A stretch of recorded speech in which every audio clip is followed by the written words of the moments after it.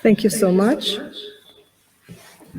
I'm very, very excited to be here, and I thank both the leadership of the EAS and also our host in Bucharest.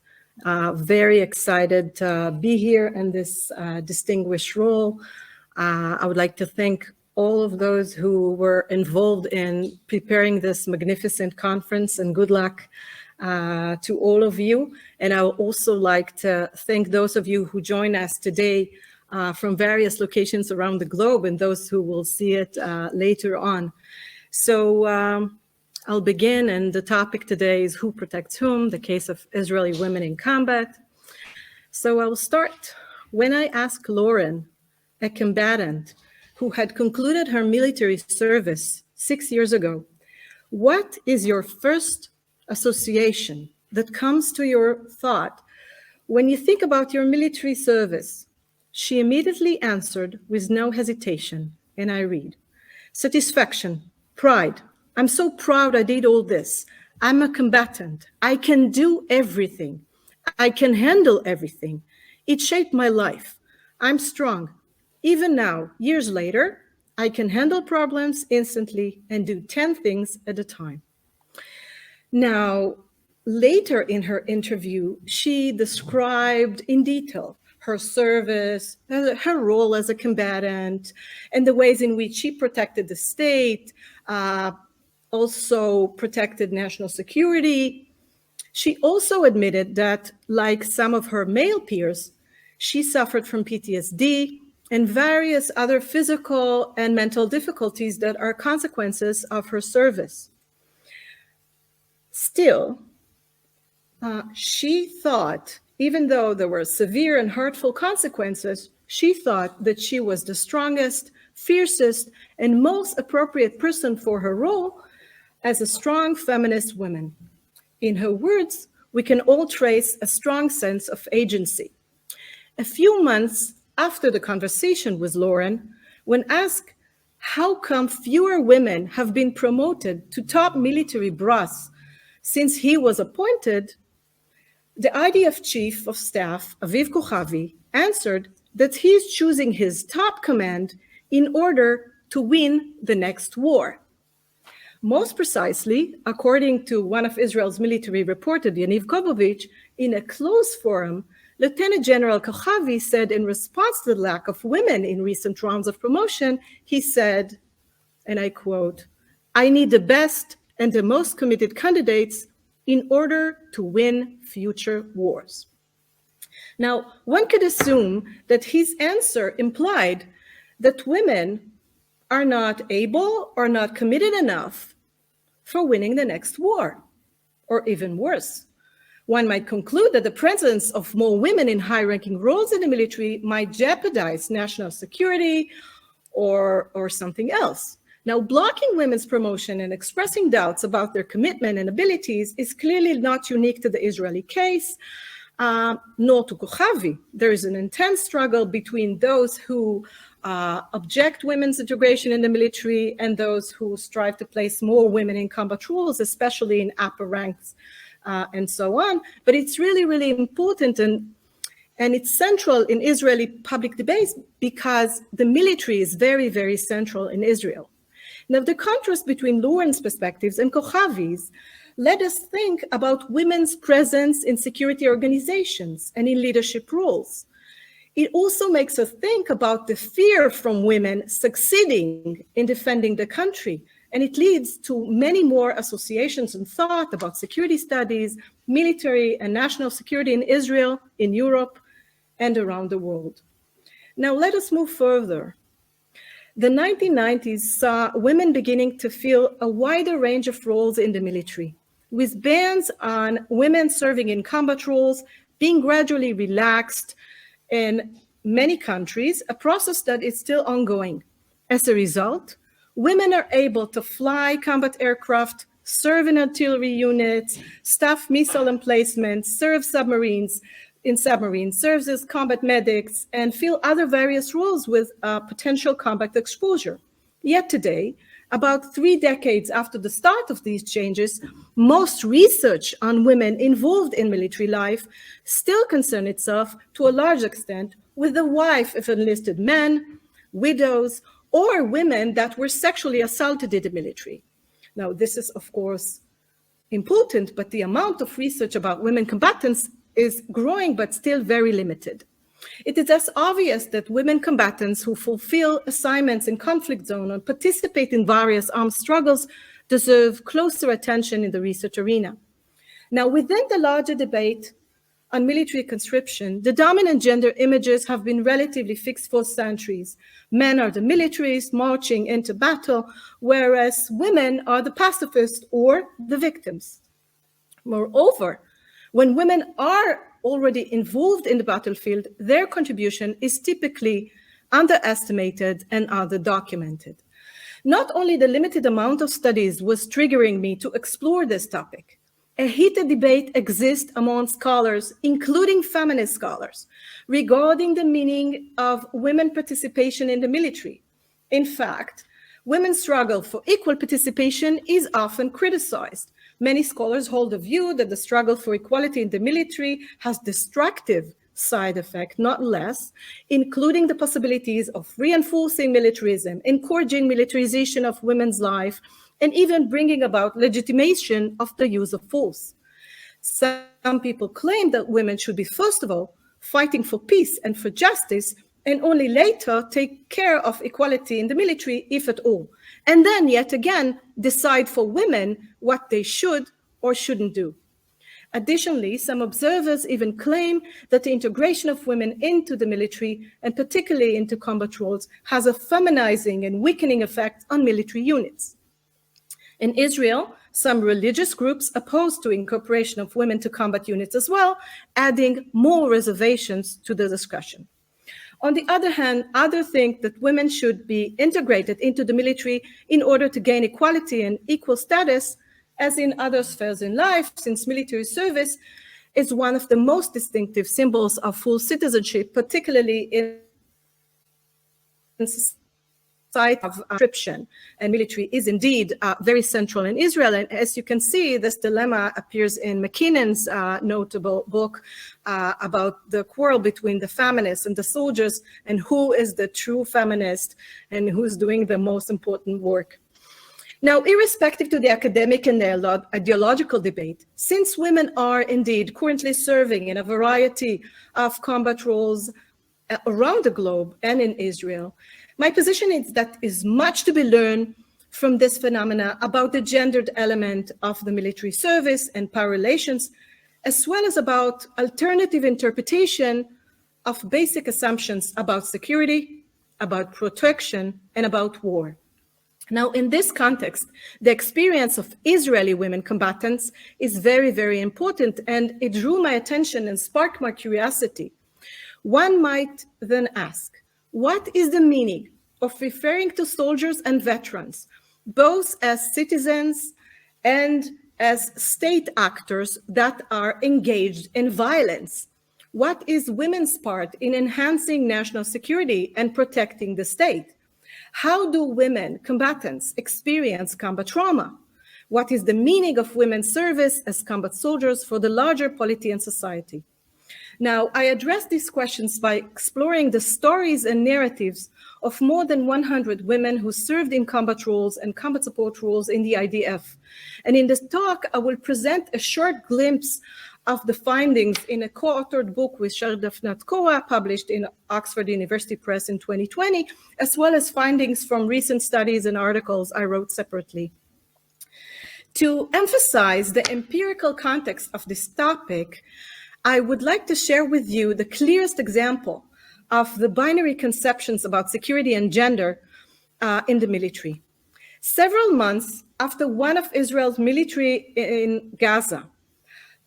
operations in Gaza, 53 IDF combatants and combat support soldiers were awarded military decorations for exhibiting extraordinary bravery. From a gender perspective, the most noteworthy aspect of these awards was not the fact that only 4 of the recipients were women, but rather the difference between the justification of the awards given to men and those for the awards to women. Men soldiers were uniformly praised for actively performing acts of bravery, protecting, and so on. But the women combatants were commended mainly for not panicking. One of the women soldiers who had reportedly spotted an armed terrorist trying to infiltrate an Israeli kibbutz was praised for not panicking and immediately informing her commanders. Another woman soldier was said to have identified 13 terrorists emerging from a tunnel, and similarly, guess what? She did not panic. Now, the language of the awards obviously reinforced existing norms.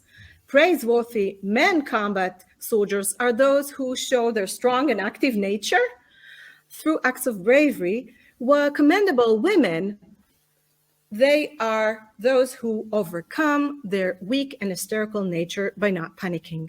Now, this pattern is not unique to the Israeli case. It reflects the patriarchal norms that still prevail in military institutions worldwide. I'm sure they have good intentions, but it didn't work out well. And one might have expected that so many years after the entry of women into the battlefield as combatants, some of the gender norms would have come under considerable strain, and acknowledgement in women's achievement and the protection of the state would be recognized. However, as is found in the narratives that I will share with you in a few minutes, women in the military still face a double battle, fulfilling their role as combat soldiers, experiencing war and often combat trauma, and at the same time, they battle to integrate, to prove themselves worthy, and to struggle with the masculine nature of the military. Now, of course, some of them risked their life as men did. Now, the binary between hysterical women and brave men is not the only binary conception that exists in the research arena of conflict, violence, and the military. There are binary conceptions in the study of security, in the study of trauma, and in the study of protection.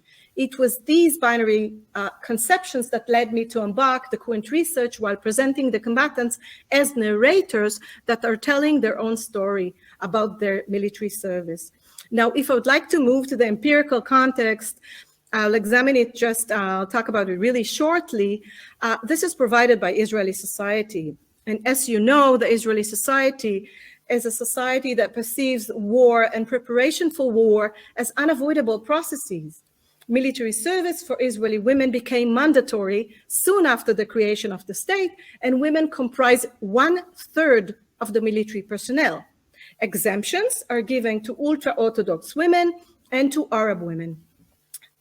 Also, I can mention that when a woman is getting married, she is no longer obligated to serve in mandatory service. She can continue to serve, but it's not mandatory, and this rule does not apply to men. Now, in addition, while military service in Israel is compulsory for both men and women, women's service in combat role is voluntary. So not only that, women had to struggle for the right to join combat units, and this struggle is still ongoing. Israel still lags behind other nations with respect to women's in combat role, and in fact, women in combat roles remain the exception rather than the rule in Israel. In 2015, only 3% of women soldiers serve in combat positions, where in 2021, 9%. And the numbers are continuing to rise. Much more women are serving as combat support positions. So my research does not delve directly into the predicament of the Israeli-Palestinian conflict or the occupation, but you can see in the narratives of the soldiers, you can see that the Israeli-Arab conflict and the Israeli-Palestinian conflict is always in the background of their narratives. To talk a little bit about the research, as I said, it's based on more than 100 interviews, and all the soldiers were serving in one of Israel's fronts, either between Israel and Lebanon, Syria, the West Bank, and the Gaza Strip. And they were all exposed to various manifestations of the violent armed conflict between Israel and its neighbors. Now, I think that today I will share with you narratives about the gender issue, about struggle to integrate, about combat trauma, and aspects related to the transition back to civil life. So let us move to talk a little bit about gender. And the narratives of the women reveal a combination of feeling of competence and vulnerability and shed light on women's struggle for gender integration. And through the women's narrative, variety of ambivalent, non-binary description of what it means to be feminine and masculine in the military, and what it means to be a combatant. And the theoretical framework is feminist security studies and feminist theories in IR, which offer additional perspectives on security. Beyond the demand to make women visible in IR, these theories hold that wars and conflict should incorporate analysis of how people have experienced war in many different ways. As such, given the violence that usually accompanies armed conflict, these studies often center on the embodied person, that is, what happens to his or her body and how they function in war zone. And these facets of war experiences in the combatant's body were reflected in numerous ways in the narratives of the women soldiers that we interview.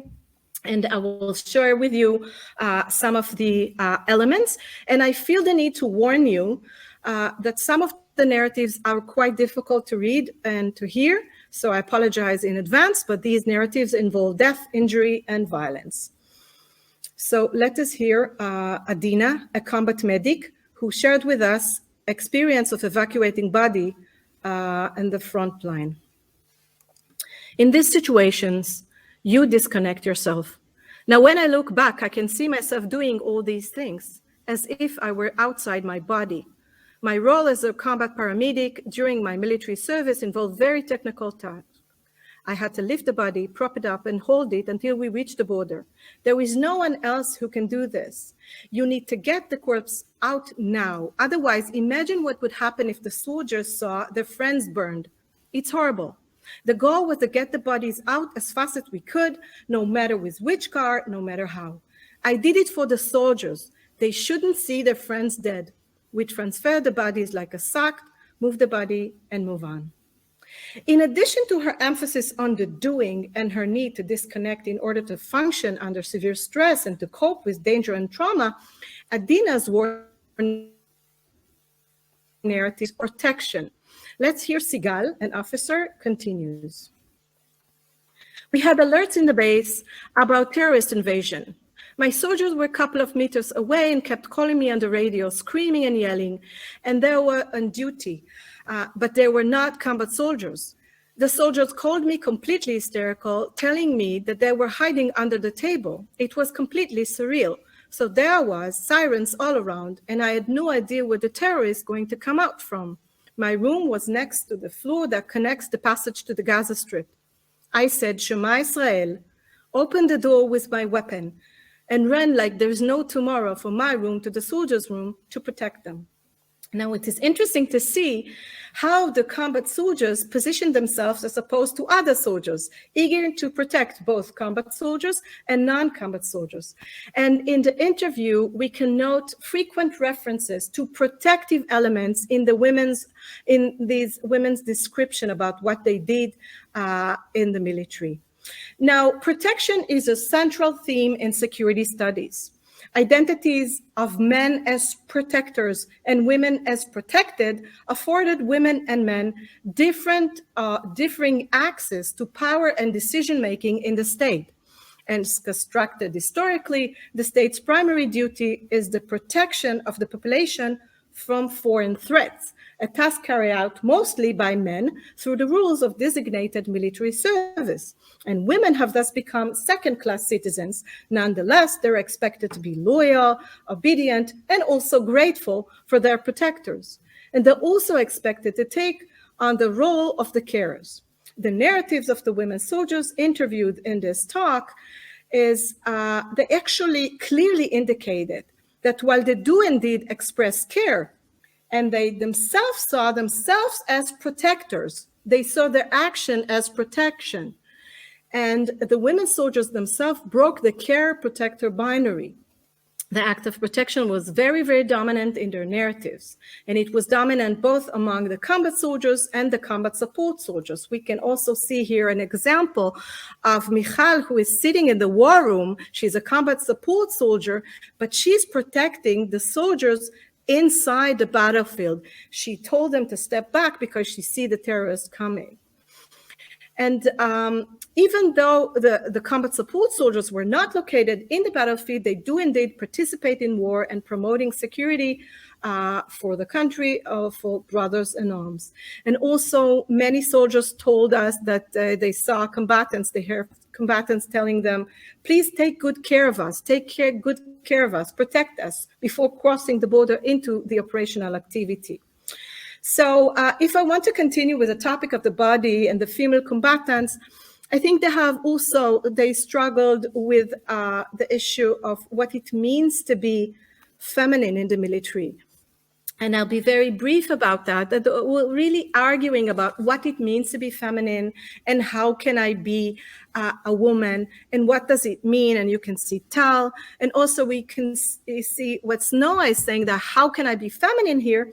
But perhaps to be feminine doesn't necessarily mean to be gentle or to wear makeup. To be feminine for me is to be strong, to be protective, to be supportive to others. So they suggest alternative meaning of what it means to be a woman in the battlefield. Now, obviously, they also struggle with those who did not believe they're good enough. They were not chosen for many operational jobs and left behind, and they were quite frustrated about this. In the narrative, we could trace a wide spectrum of interpretation of what it means to be a woman and what it means to be combatant and how to cope with these dilemmas. Now, I'd like to move to the issue of trauma. Along with the emphasis of their capabilities and their ability to fulfill combat roles during warfare, one of the important aspects that was brought by the combatants was the issue of combat trauma. And to set up the framing of the subject, I would clarify that historically, research on human-induced trauma and its aftermath began with Freud in response to combat distress of men combatants. This research was later complemented by studies of trauma of women and children as abused victims. And then court knowledge about trauma, therefore, stems from studies on combat men and victim women. Now, combat and combat trauma are still often treated in the empirical categories of men versus women. And I think that by focusing on the narratives of women combatants, we break another binary by looking of combat trauma of women as perpetrators, as victims, or as both. And I think it's important to include the voices of women involved in violence and not be silent about it. And I think we also move beyond the hero narrative and explore narratives of women soldiers and veterans that were out there making war. So the nature of the traumatic events varied and included exposure to death and threatened death and so on. I'll give you just one example of Debbie telling us about how it was for her to be a combat medic. I remember I didn't feel a thing. Before that, I had to pee. And when they brought the dead bodies and the wounded soldier, she was under fire, I didn't feel anything. I didn't think about anything. I didn't have to pee anymore. I felt a mixture of stuff. And there was a smell. I remember the smell. I smell it now. I imagine a bird smell. Move on. It's not like bonfire and so on. And you can see that. And then she continues. One of the men combat medics puked and another was nauseous. I ignored it and kept on doing stuff, taking care of them like it wasn't a part of my life. The interview with you is the first time I'm telling about the body, as if it's not a part of my life right now. Presenting women soldiers as narrators for their own experiences, as in Debbie's case, hold the potential to expose various overlooked aspects of trauma. And societies have long avoided listening to stories about combat trauma, preferring to deal instead with heroes, numbers, landed languages, statistics, and formal categories about PTSD or not PTSD. But truly listening to war stories can be devastating and carries the potential to undermine the national ethos, the national morale. But as Cynthia Enlow claims, the narratives of war and potential violence told by the combatants often lie outside the mainstream hegemonic documentation of war and may provide a perspective that challenges common knowledge about security, about protection, about armed conflict. Exposing these traumatic experiences, these costs of war, instead of silencing them, could ultimately affect the political elite attitudes and decisions about pursuing violent solutions to conflict. In addition, it could also expand the debate and shed new light on men's combat trauma and bring it straight to discussions in the public discourse, along with reevaluating the concept of combat trauma in the context of new wars. Now, let us move shortly to discuss transition to civil life.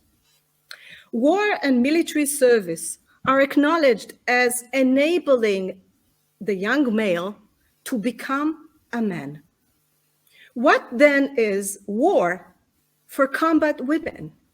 Following this line of thought, what can we say about the so-called reverse process of becoming a civilian again? What is the nature of this process for women veterans?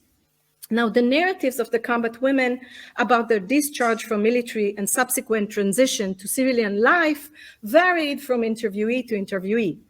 A substantial number of women veterans told us that they moved quite naturally with a minor shock into their civilian life upon completing their mandatory service. And I think that the fact that majority of Israeli young adults, women and men alike, follow a similar path might serve as a supporting mechanism to these veterans.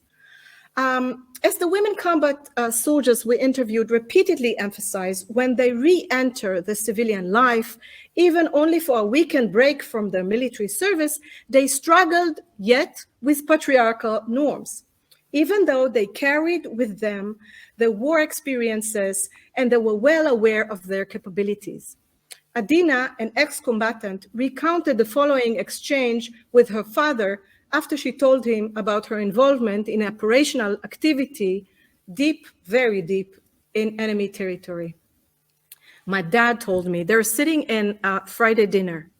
My dad told me, how did they let you do that? I don't believe they let my daughter do that. And I said to him, what do you mean let me to do that? He was very upset and I went into the battlefield, into enemy territory during an operation.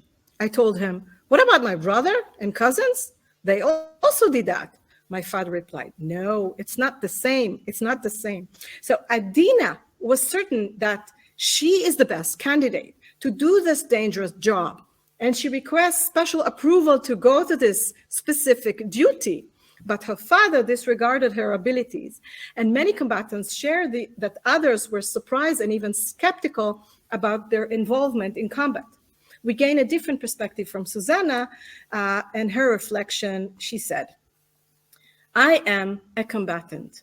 It is, in my view, proof that I can do anything in life. Since if I did this, is there anything I cannot do?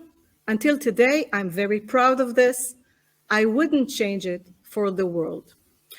So before concluding, I think that the research about the double battle faced by women combatants in a conflict zone as soldiers and as women illustrate the complexities of their status. In their narratives, the women describe the challenges and struggles much more than we covered here today. But I think if we want to mention, they discussed moral complexities of the service, specific challenges involved in serving among civilian population and so on. And into this complex situation, gender elements entered.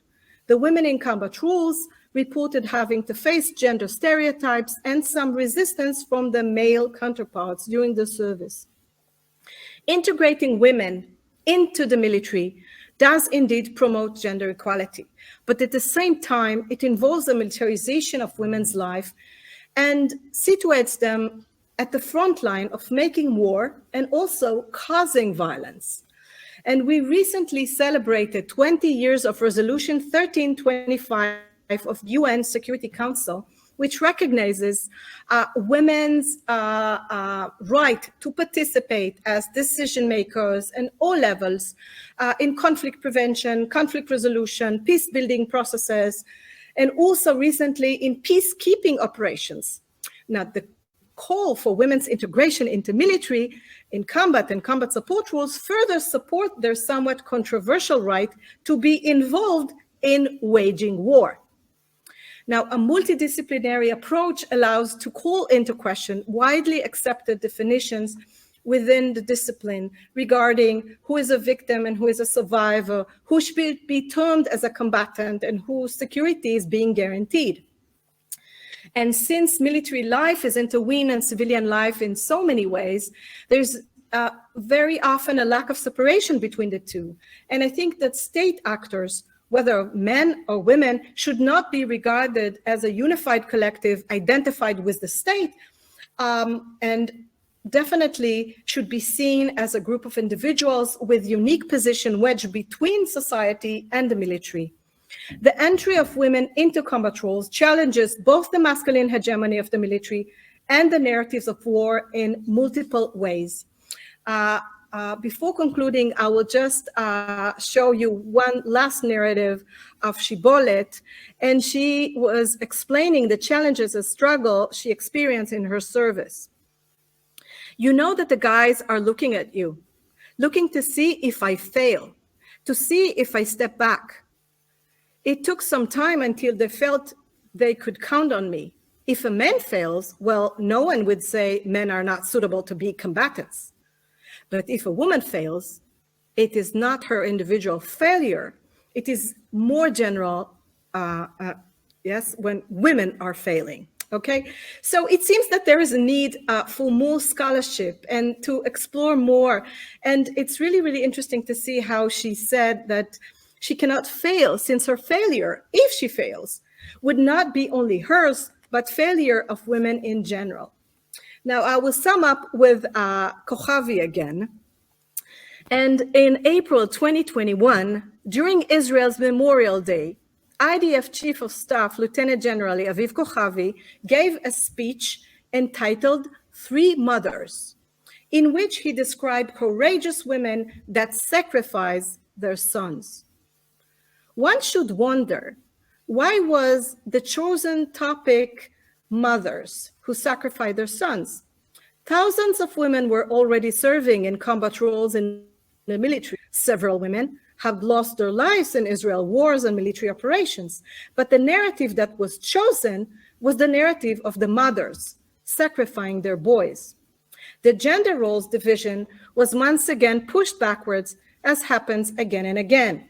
And at this time, women were not silent. Several responses were recorded in the public sphere.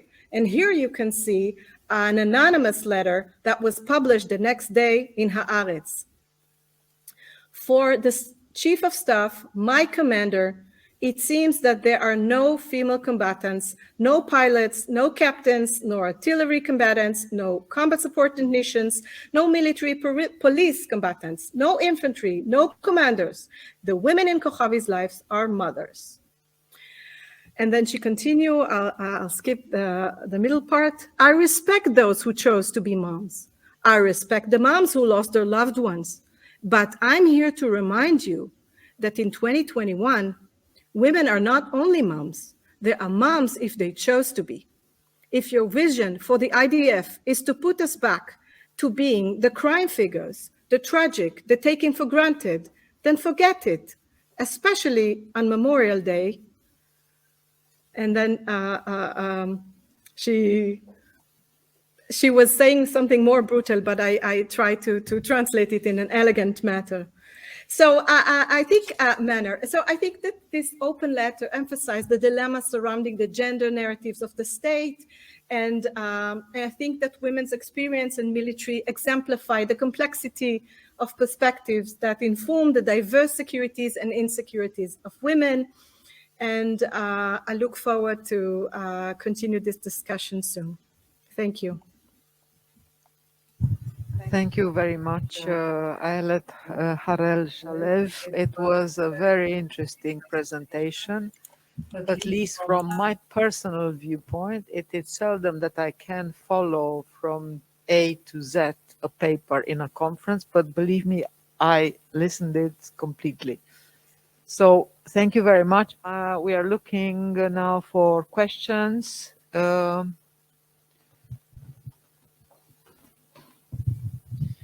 Thank you very much. So we have the question from the audience. Thank you once again, Professor Harel-Shalev. There is a question from Orna Almok, and she wonders if you looked at women combatants in other Western states to compare it with Israel.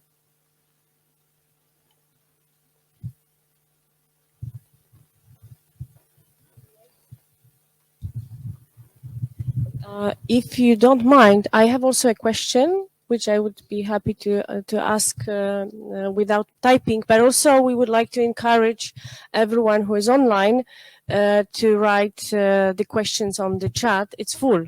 It's wonderful. So quickly, I just wonder if these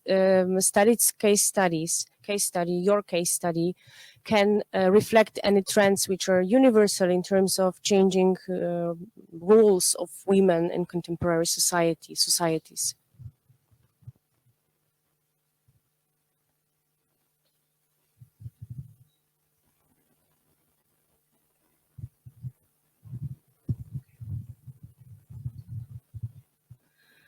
Thank you so much. So to answer Orna about women in other militaries, my research is mainly based on research about Israel, but I'm currently conducting another research, a comparative research about a comparison between the US combat soldiers and the Israeli combat soldiers. And there are vast differences in the service in this militaries, because it's really, really interesting to see how in a mandatory conscription, also the amount of people serving in the military, 1/3 of the military is women in Israel, and in a variety of rules. And in America, it's not mandatory. So it's a very, very different situation, and they're being a minority, and therefore they have different elements, both in terms of transition back to civil life, both in terms of the frequency of sexual harassment in the military, and many more. And in the book, I explore to a large extent in which years other militaries opened combat roles for women. Israel lags behind other nations, although in Israel, the military is very, very central, and most people do serve in the military. So in that case, it's very, very central. Now, to speak about other elements to your question, Joanna, I think that the fact that women are serving in combat roles in the military is it's very interesting, and I think that they take their capabilities into civil life. And I hear many, many examples within the narratives about the fact that they sit in a room full with either high commanders, and later on in their civic life with the managers and so on, and they sit in a table, and then someone, gives some comment or a joke about his wife and about her.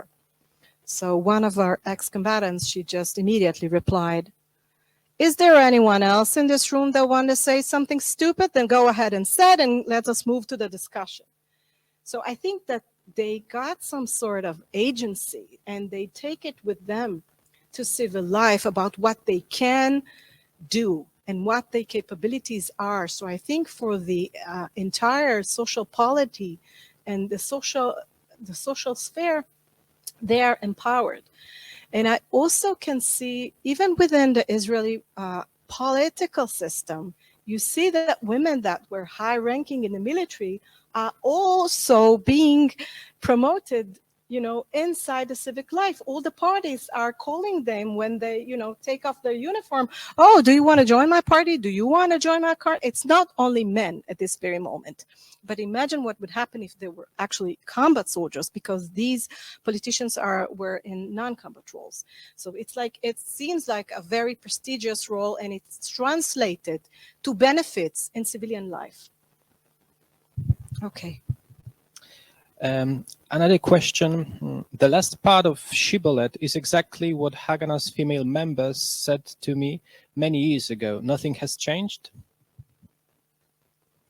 It's very, very interesting that before the country was, the state of Israel was created, women were actually very, very active in many of the groups that were organizing back then.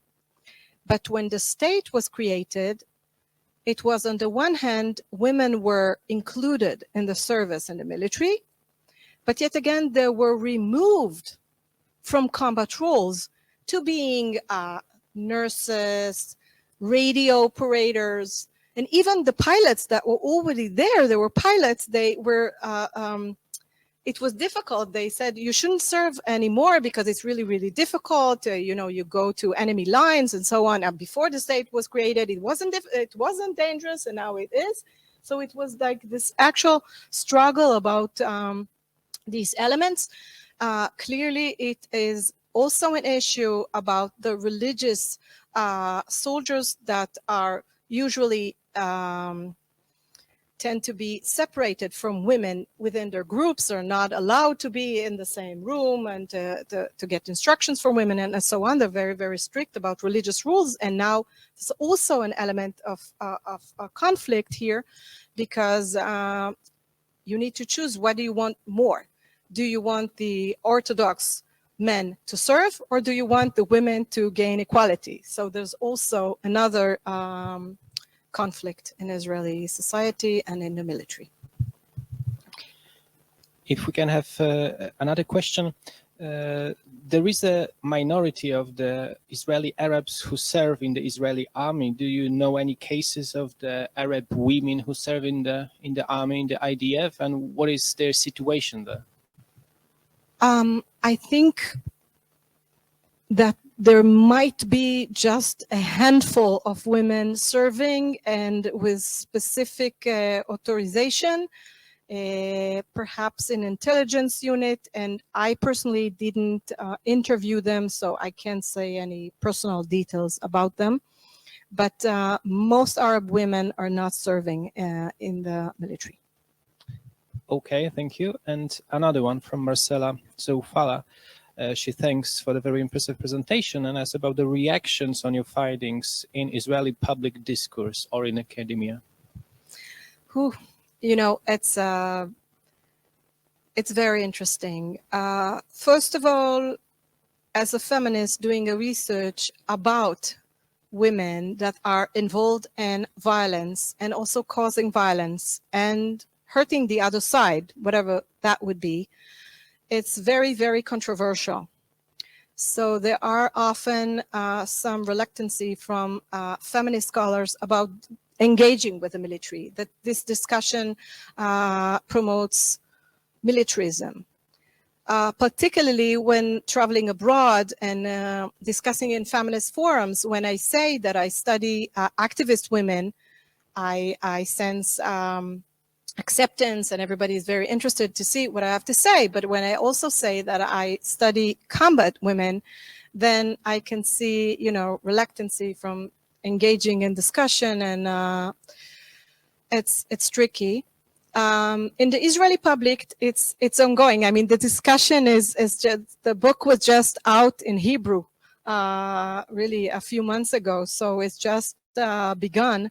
But I think that the most important thing for me was the combatant women calling me or writing through email and other from my Facebook page, telling me, Ayelet, it's incredible. Even those who serve in war rooms, I wrote a paper about combat support soldiers, they were writing, nobody cared about what we did. We're not considered heroes. We're not considered as we did something important, but we did something important. And we are so thankful for you hearing us and telling our story. Now, I didn't tell their story. I actually, the women are the narrators in the book and in the research. So I think it just, I think this is the most important for me. Let this voice to be heard. And also, as you can see, this is an ongoing thing. As the anonymous soldier wrote to Kochavi, listen, we're not just moms, okay? If we want to be combatants, we can do it. And we can do it no less, with no less success than our male peers. So this is a very, very interesting thing. And obviously there are many petitions to the Supreme Court about opening more and more units. It's still ongoing. It's a big deal in Israel at the moment. Okay, right. Thank you. There is a question from Rafael Cohen Almagor, coming back to the question of the Orthodox women. So are there the combatant Orthodox women, and what are the main differences between the situation of the secular and Orthodox combatant religious women? Thank you. This is a very, very interesting question. And I think that there is a change in the recent decade about religious women.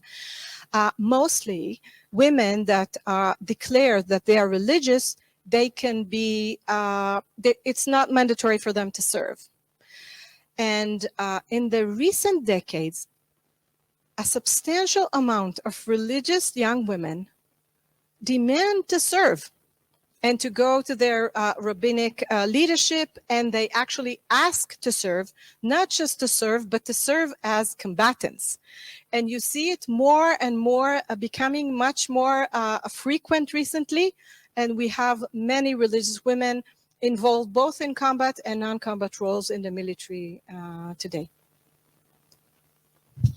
And we have a question from Andras Mere. What is the superior's optics regarding maternity leave? Mainly, what are the reactions when a woman within military service decides to become a mother and leaves the structure for a while? Are they perceived as an eroding investment? Yes, thank you so much for this question. I think that it is relevant in several ways. First of all, the country declared, like from the beginning, that married women, it's not mandatory for her to serve as well. So in the eyes of the state, being a woman, being a mother, is much more important than to protect the nation. And when we talk about the mandatory service, usually women do not marry and give birth until the end from 18 to 21. But this question is very much relevant to those who signed for, they signed for many more years in the military and become professional. Then it has this elements of 3 months away, and it's very good. What is difficult is the issue of the Israeli pilots. That was a big issue when discussing whether to let women to enter the role of combat pilots or no. And that was a big deal. But then the court actually ruled that it's much more important to, in Alice Miller case, to let women to be involved in whatever profession they would like to be and to be pilots, even though they realize that they might become a mom and then their efficiency will be less and they'll be less productive in terms of the state. There is another question from Magda Pycinska. Atalia Ben Abba decided to refuse to serve in the Israeli military due to her opposition to the occupation and Israeli policy. Why are there more female than male conscientious objectors, and what are the prices they pay for the decisions? Yes, certainly. The topic of today was women in combat and the struggle to get into combat. So this is one thing, but there are many other paths that women go through in the military. Before moving to the objectors, we can talk about elite units of intelligence that are considered very prestigious. And not only that they are considered as prestigious, both men and women really like to be there because it seems like as a path to go straight to high-tech companies and to large salaries and fat salaries and so on when they leave the army afterwards. So this is another issue, the intelligence and the computer-based roles. To discuss a little bit the rules of women and their decision not to serve, there are men and women who chose not to serve in the military, and what they need to do is either bring documents from psychiatric evaluations that they are not suitable for the military service, or to face jail sentence. And there are indeed both women and men who prefer to be in jail over serving in the military, because when you move to serve in the military, although women are not, they don't have to serve as combatants. They can be in an office near a desk and to serve as a photographer or whatever. But they can indeed choose not to serve, but they'll pay a price afterwards, certainly. Yeah, okay. So thank you very much. I'll move the mic.